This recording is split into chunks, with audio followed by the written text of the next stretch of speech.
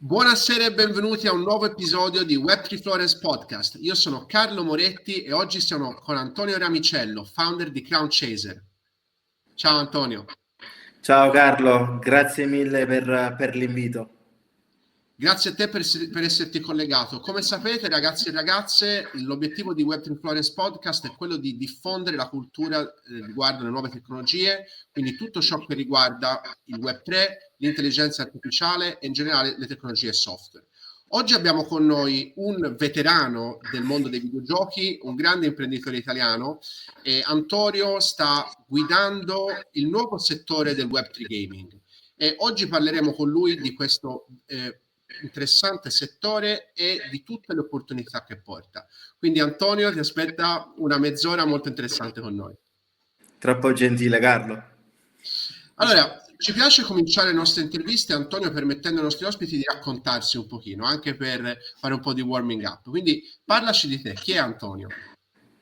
Beh, Antonio, innanzitutto la storia di Antonio inizia in una cameretta. Questo perché da quando ero piccolo sono sempre stato appassionato al mondo dei videogiochi. Mi sentivo molto felice, sai, ad esplorare quei mondi virtuali che persone creavano per intrattenere il pubblico. E si sa come dicono, no? Rendi della tua passione il tuo lavoro, e così ho fatto. A 18 anni ho preso un aereo e sono andato a trovare un amico conosciuto su una gilda online e insieme abbiamo deciso di creare il nostro primo game studio. Ora, io ero 18enne, lui ne aveva 33-34, quindi aveva il suo lavoro web 2 tradizionale, aveva famiglia, aveva pianta stabile. Quindi immagina un ragazzino piombare nella sua vita e chiedergli di seguirlo, no? in questo mondo, anche perché lui non faceva videogiochi. E quindi piano piano abbiamo iniziato cercando di capire cosa funzionasse e cosa no, rilasciando il primo gioco. Ora ti sto parlando di circa 12 anni fa. Se ti ricordi, uno dei metodi per acquisire utenti era attraverso i forum, no? Che erano i precursori dei social. Abbiamo deciso che lui si focalizzava sullo sviluppo, io mi focalizzavo sulla comunicazione e sul marketing. Quindi essenzialmente andavo su queste piattaforme online a dire alla gente: ehi ragazzi, abbiamo fatto questo gioco, venite a provarlo, diteci la vostra idea. E quindi piano piano, così, da essere solo io e lui a giocare al nostro gioco, ne abbiamo avuti ben 10, che all'epoca avere 10 giocatori, sai, per due piccoli ragazzi, insomma, che avevano un'idea, era tantissimo, no? E così abbiamo iniziato a parlare con queste persone, a creare la community, cosa vi piace, cosa non vi piace, cosa possiamo migliorare, cosa va tolto, e cercavamo di comunque interagire con loro non solo a livello, sai, di comunicazione prodotto consumatore, ma appunto prodotto, creiamolo insieme. Così facendo abbiamo iniziato il nostro percorso con il gioco, fino al punto che un giorno, aprendo le statistiche e i log di sistema, abbiamo visto che c'è stato uno spike nelle analitiche, ok? Andando a vedere cosa è stato questo incremento inaspettato, abbiamo visto che c'è un grosso traffico proveniente da YouTube. Cercando su YouTube abbiamo trovato che il primo content creator 12 anni fa, con 300 sub e 50 views, aveva fatto un gameplay sul nostro gioco, e quindi noi super gasatissimi perché avevamo validazione esterna, no? Qualcuno che ha preso del suo tempo per parlare del nostro progetto è una cosa che mai ci saremmo aspettati. Quindi essenzialmente abbiamo conosciuto questa persona, abbiamo iniziato a parlarci e poi abbiamo proposto di creare contenuti per il nostro gioco, dandogli come beneficio accesso esclusivo e primario tutte alle game feature che avremmo fatto da lì in poi. Essenzialmente 12 anni fa, senza sapere come si chiamava, abbiamo creato il primo creator program, dove essenzialmente i creatori di contenuti lavoravano con noi in cambio di accesso primario oppure accesso esclusivo a determinate aree di gioco. Ora, giustamente 12 anni di storia sono tanti da dire, però quello è stato il precursore a quello che poi è stato un game studio che attualmente ha 55 milioni di giocatori e oltre 1 miliardo di views sia su TikTok che su altri social. Wow Antonio, quindi un inizio stratosferico, hai visto subito il potere di canali come YouTube, dove questa intervista verrà trasmessa, e quindi tu a 18 anni cominci con il mondo dei videogiochi e non l'hai mai abbandonato, è corretto? Corretto, in realtà inizio molto prima, solo che sono passato alla faccia dell'altra moneta, quindi da semplicemente giocare, godermeli, a crearlo e condividere le esperienze con altre persone. Interessante, e tra l'altro c'è un altro aspetto della tua storia che ci accomuna, Antonio, perché come sai anche io sono un founder di videogiochi, magari dopo ne parleremo, ma il fatto è che tu hai fatto molte esperienze all'estero. Quando guardo al mio percorso negli ultimi anni, devo dire che sicuramente tutto ciò che è stato il percorso all'estero ha profondamente plasmato la mia storia sia imprenditoriale che personale. Quindi, come verranno presto a scoprire i nostri spettatori, tu ti sei spostato in un altro paese, e vorrei capire proprio come il tuo percorso imprenditoriale, Antonio, e poi le vicende di Crown Cesare della tua società sono state plasmate dal fatto che ti sei spostato all'estero. Raccontaci un pochino le tue esperienze. Beh, innanzitutto io mi affaccio al mondo prima ancora che mi trasferissi all'estero. Ti basta pensare che per l'appunto il mio socio era francese, io italiano. Ora mi piace chiamarli cugini d'Oltralpi, no? Ma ovviamente ci sono difficoltà socioculturali nella comunicazione, quindi a prima botta c'è stato un impatto notevole confronto alle nostre tradizioni magari locali, campane, italiane, confronto alle loro francesi. Tralasciando questo, comunque, confrontarti con persone di altre etnie, altri background, ti aiuta tantissimo ad avere una visione aperta per quanto riguarda sia il mondo che l'imprenditoria, no? E questo è stato molto utile quando poi ho scelto di trasferirmi, per appunto adesso sono a Malta da molti anni, e innanzitutto prima ero un po' spiazzato, no? Perché molte cose funzionano diversamente dal mondo italiano. Qui c'è il Commonwealth, c'è una forte predominazione del Regno Unito, per esempio si guida a sinistra, cioè sono piccole cose che però giustamente nell'insieme ti forzano, no, ad aprire un po' la mente e comunque cercare di adattarti, ok?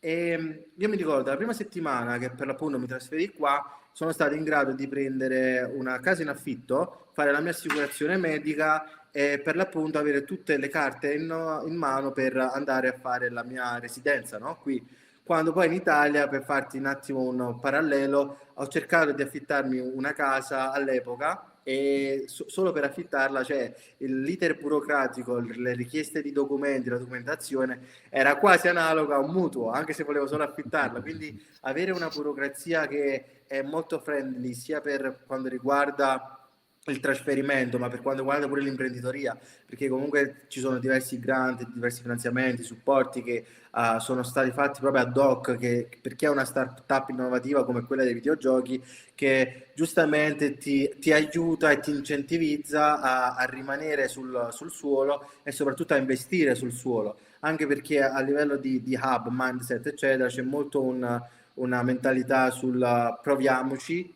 vediamo come va, cerchiamo di capire quali sono i punti di forza e andiamo sui punti di forza, che magari, ecco qua, magari parlando pure con amici, nella mentalità italiana è molto sull'attenzione, no?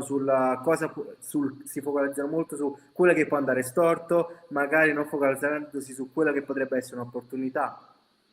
Esattamente, di recente ho sentito Elon Musk, mi sembra, che diceva come la differenza che c'è tra gli Stati Uniti e l'Italia, l'Europa in generale, lui parlava dell'Europa, è che in Europa se la legge non dice che si può fare, non si fa. Negli Stati Uniti se la legge dice non si può fare, allora si fa.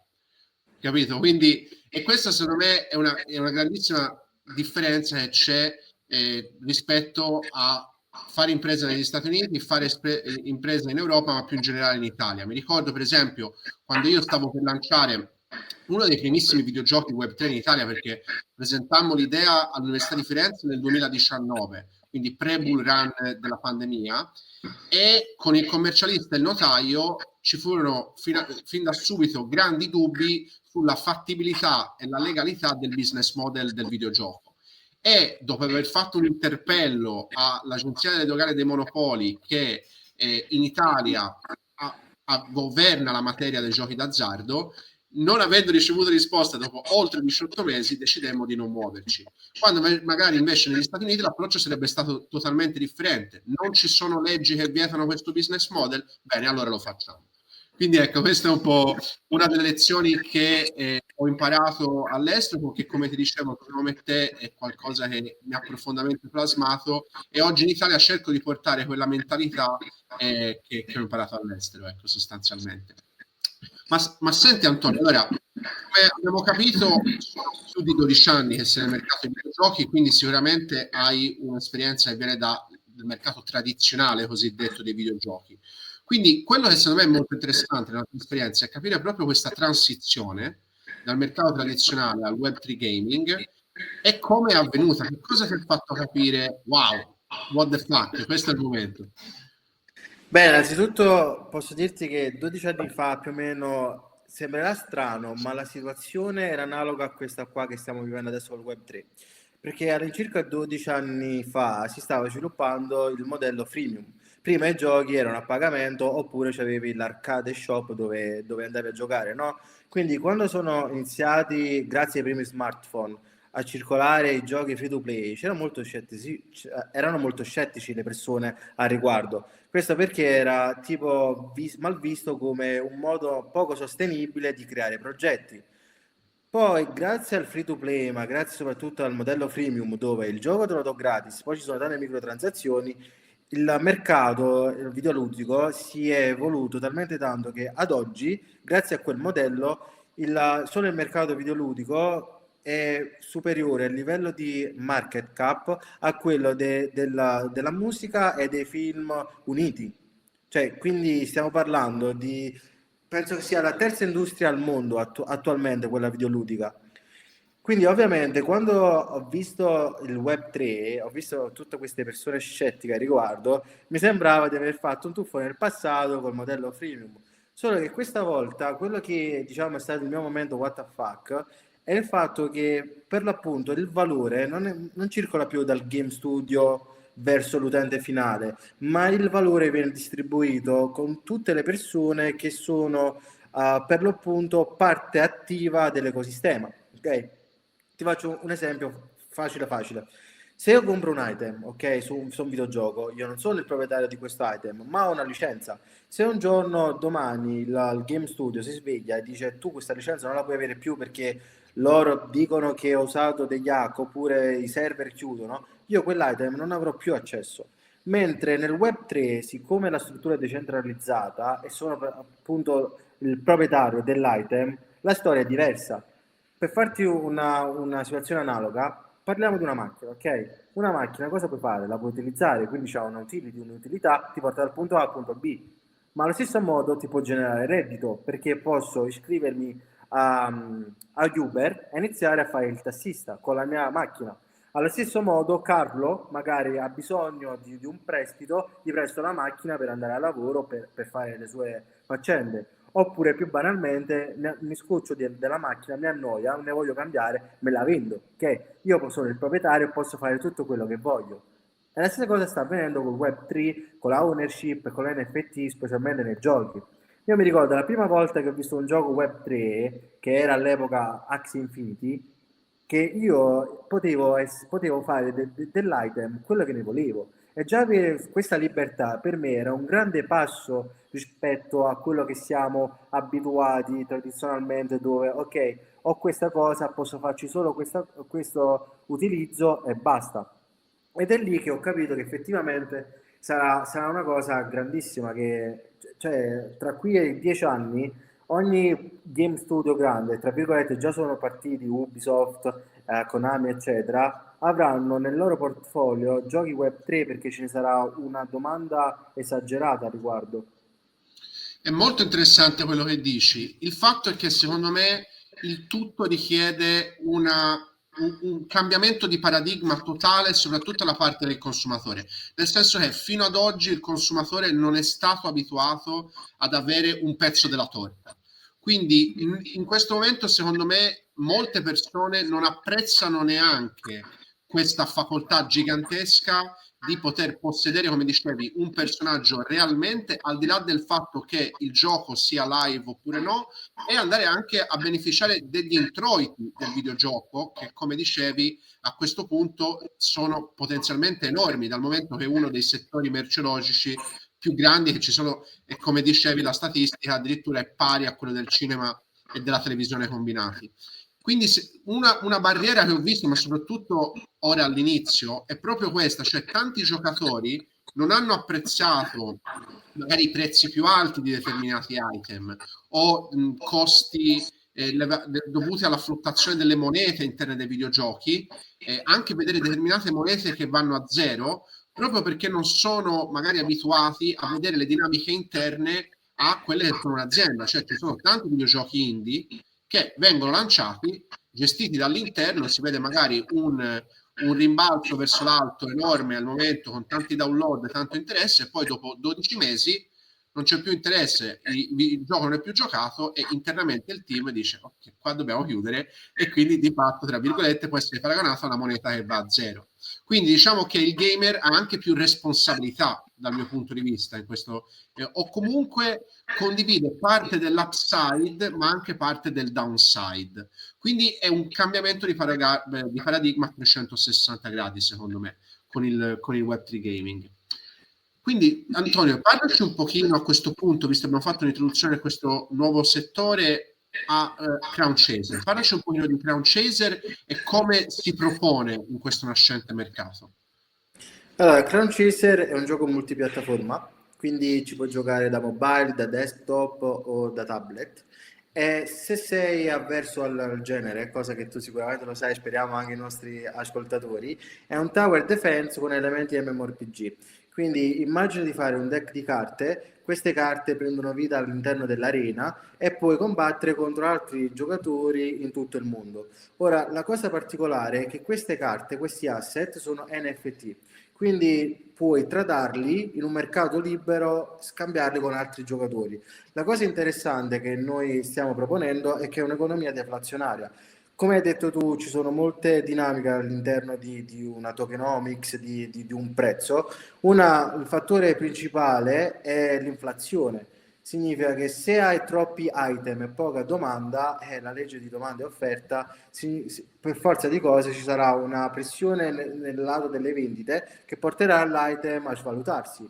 D'altro canto, se imposti la tokenomics e la meccanica di gioco su una meccanica deflazionaria dove c'è un numero finito di items, di NFT, e attraverso meccaniche di gioco induci il giocatore a utilizzare l'NFT stesso, ma anche a barnarlo, a bruciarlo, no? Per avere dei benefici, capirai che oltre ad avere una supply limitata, ci avrai anche un apprezzamento di valore perché giustamente ci sarà una domanda, una richiesta organica da parte di altri giocatori per un item che non tutti possono avere. Quindi principalmente Crown Chaser sarà un gioco divertente, perché i giochi devono essere divertenti, ma allo stesso tempo è un gioco che è stato molto pensato per essere rewarding, no? Gratificante, sia in termini emozionali sia in termini economici. Ora ovviamente non financial advice, non posso promettere a nessuno guadagni e ricavi, è lungi da me pensarci, però ovviamente è una situazione molto diversa dai giochi tradizionali. Giochi tradizionali non hai nessuna, zero opportunità di essere un partecipante attivo all'andamento del gioco, no? Se va bene ne guadagno, se non va bene ci ho perso tempo e soldi. Qui oltre ad avere i downside hai anche gli upside come hai detto tu, quindi ci stiamo focalizzando sul gioco sia a essere molto divertente per chi è interessato a quella componente, sia ad essere gratificante per chi è interessato al componente Web3, NFT e cripto. Ok, molto interessante Antonio. E dal punto di vista dello sviluppo, a che punto siete in questo momento? Attualmente abbiamo il gioco in closet alpha. Recentemente con la nostra community abbiamo fatto un test. All'incirca 5.000 persone con il 93% di feedback positivo, con una media di utilizzo di 30 minuti al giorno. Ora per un gioco della nicchia di Crown Chaser che è un casual, la media Web 2 è circa 3-5 minuti al giorno, quindi avere noi una media a 10 volte superiore a, per l'appunto, è indice che il gioco piace, c'è richiesta e sarà uno dei giochi predominanti nella prossima narrativa del Web3 Gaming. Ok, interessante, complimenti per queste prime manifestazioni di interesse e di approvazione. Quindi dal punto di vista della tokenomics, ti andrebbe ad andare un pochino più nel dettaglio e spiegare come effettivamente i giocatori possono andare a guadagnare giocando a Crown Chaser? Sì, paradossalmente, allora, ogni volta che tu vinci una partita, a fine partita ci possono essere delle ricompense, ok? Molte ricompense hanno delle utilità all'interno del gioco, quindi puoi pensare a degli item che tu puoi combinare per attaccare alla carta per renderla più competitiva. Quindi stiamo parlando di spade, di scudi, cappelli magici, armature, eccetera. Allo stesso tempo, però, potresti guadagnare dei token che possono essere utilizzati per aumentare il livello stesso delle carte. Ogni carta parte dal livello 1 fino a un massimo di livelli e per il giocatore, per essere in grado di portarla al livello successivo, deve soddisfare diversi requisiti. Il primo è che deve avere 2 carte dello stesso livello, quindi le combina, le brucia e come output riceve una carta del livello successivo. Ora capisci che le carte sono NFT, quindi quello che devi fare è avere 2 carte. Per esempio, se vuoi avere una carta a livello 6, devi avere 2 carte a livello 5, le combini, le bruci e in cambio hai una carta a livello 6. Quindi, combinato al discorso che sono a supply limitata, anche per il fatto che per upgradarla le devi bruciare, questo significa che avremo un'economia deflazionaria, no? Ci saranno meno e meno disponibili andando avanti nel tempo. Ora, oltre a bruciare gli NFT, avrai bisogno pure di token, di pagare una percentuale, una tassa, per far sì che l'evoluzione avviene. Allo stesso modo, siccome i giochi alla fine sono economie di scala, noi vogliamo incentivare alcune azioni e toglierne altre, ok? Quindi un modo per noi incentivare è ogni qualvolta che tu acquisti un token e lo depositi nel gioco per avere utilità, ti daremo un bonus di deposito, ma allo stesso modo se tu estrai dall'ecosistema il token stesso, andrai a pagare una tassa, ok? Simile come per dirti, esistono gli incentivi adesso per le macchine elettriche nel mondo, no? Adesso quasi ogni governo sta incentivando l'abbandono di carburanti fossili, diesel, benzina, eccetera, a favore dell'elettricità. Quindi cosa fanno? Cercano di incentivare l'acquisto di nuove vetture portando la scelta a un modello elettrico, ok? A sfavore degli altri del combustibile fossile. La stessa cosa, no? Come un'analogia, stiamo creando nella nostra economia dove alcune azioni per l'appunto verranno promosse, mentre altre cercheranno di essere Disincentivate. disincentivate. Sì, non mi viene il termine italiano. Bene, bene, Antonio. Senti, allora, da questo punto di vista mi sembra che tu abbia i piani molto chiari e ovviamente la tua esperienza di founder, che mi sembra tu sia il terzo gioco, è molto interessante dal punto di vista della distribuzione. Cioè, hai parlato che in pre-alpha avete avuto 5.000 download, già è un numero interessante, nonché milioni di download nei videogiochi precedenti e centinaia di milioni di visualizzazioni, se non addirittura 1 miliardo di visualizzazioni sui social. Quindi a livello di distribuzione, quindi questo è un argomento prevalentemente imprenditoriale, che consigli hai per chi ci guarda? Che tecniche utilizzate voi? Beh, innanzitutto il tuo prodotto, se Web3, ti andrai a scontrare con quelli che sono i maggiori players dell'industria, quindi sto parlando del Google Play Store e dell'Apple Store. Questo perché loro, diciamo, non prendono di buon occhio i progetti Web3, soprattutto quando ci sono integrazioni di token ed NFT. Quindi creare una distribuzione prioritaria dovrebbe essere l'essenziale, il must di ogni team. Attualmente ti posso dire quello che molti studio stanno esplorando è l'opportunità di usare Telegram come nuovo canale esplorativo per rilasciare il gioco. Quindi essenzialmente cosa stanno facendo? Creano un MVP, un prodotto base, lo rilasciano sulla rete Ton, su Telegram, e da lì cercano di creare la community e la user base. Può funzionare anche se noi non stiamo seguendo quella linea specifica, perché il nostro background è un po' diverso dagli altri game studio. Questo perché comunque noi abbiamo una community di oltre 50 milioni di giocatori che possiamo utilizzare proprio per far fronte al problema di platform e distribution che c'è nell'industria, no?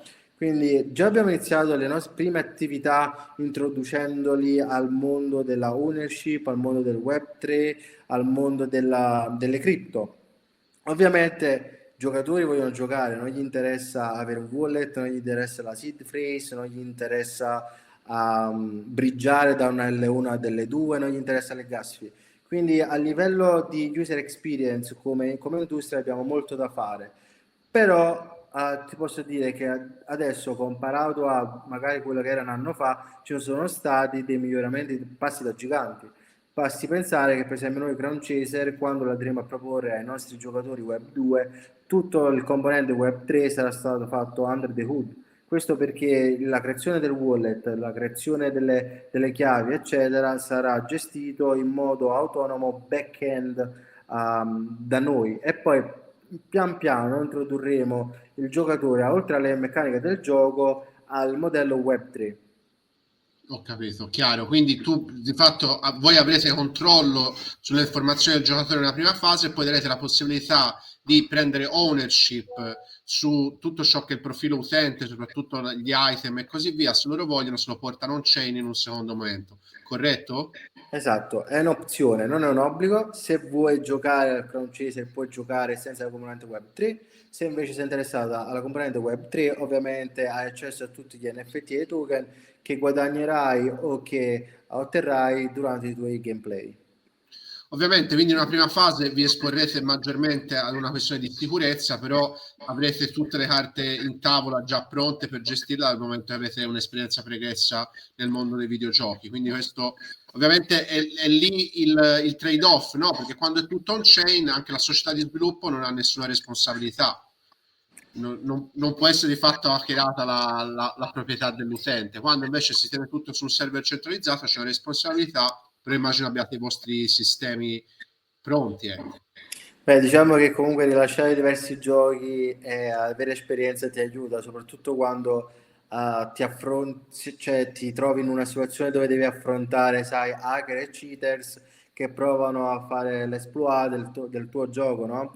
Ora nel web 2 questo avviene ogni giorno. Ogni gioco ha come problema il problema dei cheaters e dei hackers che tendono ad avere un vantaggio non legittimo all'interno del gioco, e questo non può che essere amplificato nel web 3, dove ci sono essenzialmente motivi economici a dettare tale azioni. Quindi ovviamente per noi la sicurezza è sempre stato uno dei focus principali. Per l'appunto, ci puntiamo molto sulla sicurezza, non mi posso esporre molto ai sistemi interni che abbiamo sviluppato, proprio per dare difficoltà a chi ci proverà a capire cosa abbiamo fatto. No, assolutamente, non volevo poi scendere nei dettagli tecnici della questione, però era un po' quello l'argomento. Ok, Antonio, guarda, tutto molto interessante. Mentre ci avviciniamo alla fine della nostra intervista, ti vorrei chiedere, visto che tu hai molto le mani in pasta in questo momento nel mercato del Web3, mentre io invece ero molto Web3 gaming, mentre io invece ero molto più attivo in questo settore qui nella scorsa run, perché non ci dai un overview di quelli che sono secondo te i trend principali di questo fine 2024 e poi accadere nel 2025? Che cosa sta accadendo in questo mercato al momento? Beh, innanzitutto stiamo raggiungendo maturità.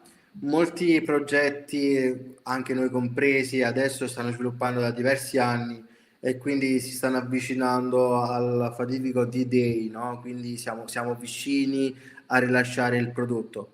Stiamo diventando più bravi ed affini con le user acquisition, a capire cosa funziona e cosa no.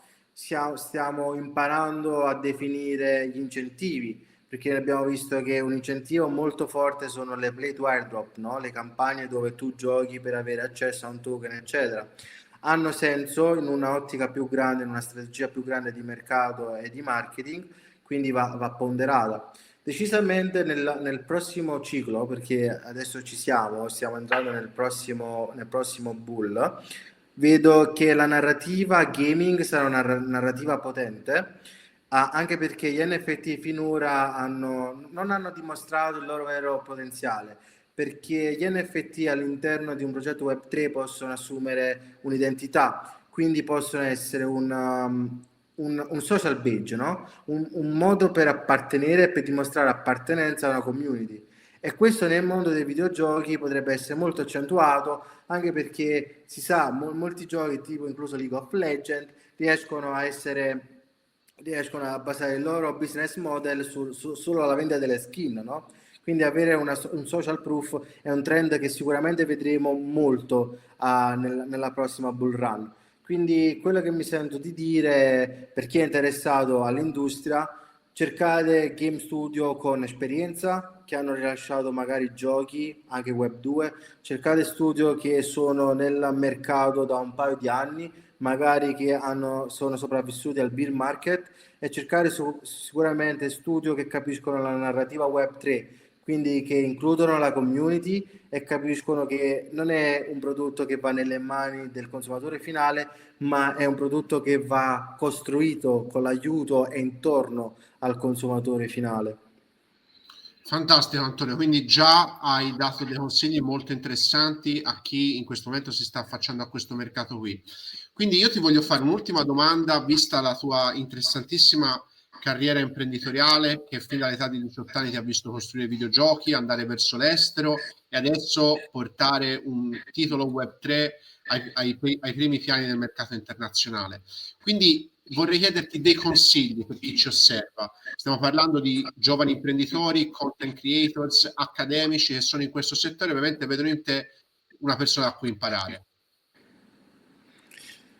Ci sono tante cose che si potrebbero dire, ma io penso la principale, la più importante è inizia. Molte volte, sai, col dubbio, un'idea sbagliata, un'idea giusta, ma dovrei fare così, non dovrei fare così, non lo saprei mai. Inizia, dagli attualizzala, nel senso l'idea è una concezione astratta, hai bisogno non solo di metterla nero su bianco, ma proprio farla scontrare con il mondo. Molte persone, magari con il loro primo progetto, fanno questo sbaglio a dire io ho un'idea magari milionaria, miliardaria, che mi farà diventare il prossimo Elon Musk. Beh, l'idea senza l'esecuzione è nulla. Molte persone, tutti nel mondo abbiamo delle idee, ma quello che conta non è l'idea in sé, ma l'esecuzione di come porti questa idea al mondo, no? E la comunica al mondo. Quindi inizia, magari parlane con un amico, parlane con persone conosciute online, nella tua comunità, nel tuo clan, nella tua nel tuo uso giornaliero, perché finché non la fai, l'idea non la fai scontrare con altre persone, non si potrà mai creare lo stage di polishing, no? Dove tu prendi l'idea e cerchi un attimo di realizzarla, di dare la forma in essere alla cosa. Quindi innanzitutto inizia.